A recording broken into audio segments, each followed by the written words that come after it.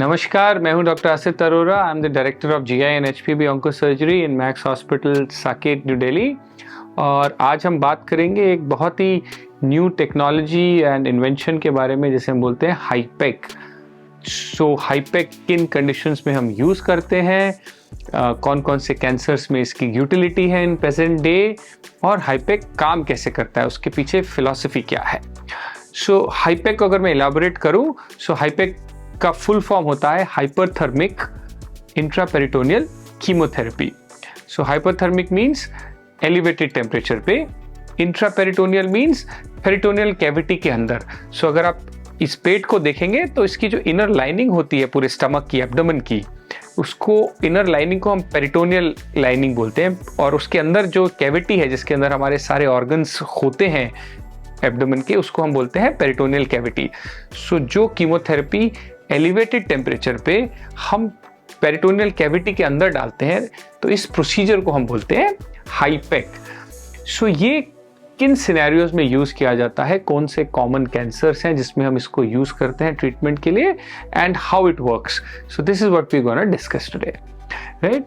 सो कोई भी कैंसर जो पेट के अंदर का कैंसर होता है वो पेरिटोनियल कैविटी में स्प्रेड हो सकता है।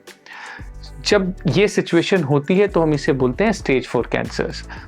इन सेलेक्टेड स्टेज 4 कैंसर्स हम उसका भी ट्रीटमेंट कर सकते हैं बाय फर्स्ट उसको सर्जिकली रिमूव करके और उसके बाद हाईपेक से उसको ट्रीट करके। नाउ कौन से ऐसे कैंसर्स हैं जिसमें इसका यूटिलाइजेशन बहुत कॉमनली किया जाता है। सो मोस्ट कॉमन कैंसर जिसमें इसको हम यूज करते हैं वो होता है ओवेरियन कैंसर्स। सो ओवरी का जो कैंसर होता है, अगर वो इनर लाइनिंग में चला जाता है तो उसको हम हाईपेक से ट्रीट कर सकते हैं।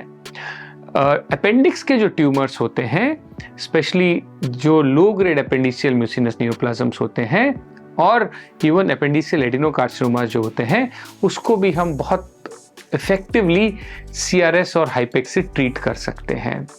इसके अलावा बहुत कॉमनली इस टेक्निक का यूज़ किया जा रहा है आजकल कोलॉन कैंसर्स को ट्रीट करने में।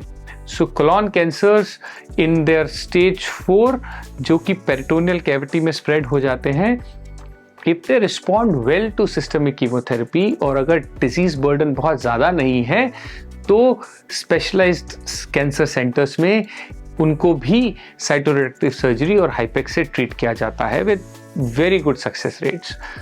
अब increasingly we are also using these techniques for stomach cancers, but stomach cancer में इनका यूज बहुत ही selected patients में, young fit patients जिनकी की अच्छी बायोलॉजी डिजीज है और डिजीज बर्डन ज़्यादा नहीं है, उसमें यूज किया जाता है।